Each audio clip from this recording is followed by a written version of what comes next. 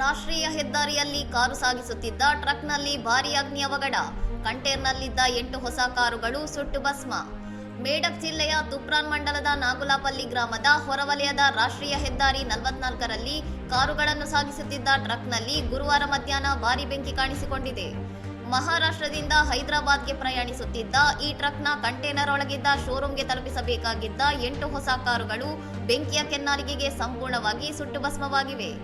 ಘಟನಾ ಸ್ಥಳಕ್ಕೆ ಬಂದ 2 ಅಗ್ನಿಶಾಮಕ ದಳದ ವಾಹನಗಳು ಸುಮಾರು 2 ಗಂಟೆಗಳ ಕಾಲ ನಿರಂತರ ಕಾರ್ಯಾಚರಣೆ ನಡೆಸಿ ಬೆಂಕಿಯನ್ನು ಸಂಪೂರ್ಣವಾಗಿ ನಂದಿಸುವಲ್ಲಿ ಯಶಸ್ವಿಯಾಗಿವೆ.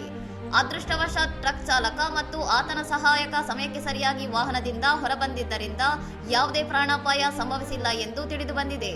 ಈ ಭೀಕರ ಅಗ್ನಿ ಅವಘಡದಿಂದಾಗಿ ಕೋಟ್ಯಾಂತರ ರೂಪಾಯಿಗಳ ನಷ್ಟ ಅಂದಾಜಿಸಲಾಗಿದ್ದು, ರಾಷ್ಟ್ರೀಯ ಹೆದ್ದಾರಿ 44ರಲ್ಲಿ ಭಾರೀ ಸಂಚಾರ ದಟ್ಟಣೆ ಉಂಟಾಗಿ ವಾಹನ ಸವಾರರು ಪರದಾಡುವಂತಾಯಿತು. ತೀವ್ರ ಹವಾಮಾನದ ಪರಿಸ್ಥಿತಿಯಿಂದಾಗಿ ಟ್ರಕ್ನಲ್ಲಿ ಶಾರ್ಟ್ ಸರ್ಕ್ಯೂಟ್ ಅಥವಾ ತಾಂತ್ರಿಕ ದೋಷ ಉಂಟಾಗಿ ಈ ಬೆಂಕಿ ಕಾಣಿಸಿಕೊಂಡಿರಬಹುದು ಎಂದು ಪ್ರಾಥಮಿಕ ವರದಿಗಳು ಸೂಚಿಸಿವೆ. ಇನ್ನಷ್ಟು ಸುದ್ದಿಗಳಿಗಾಗಿ ನೋಡ್ತಾ ಇರಿ ಸೌರಂ ಟಿವಿ.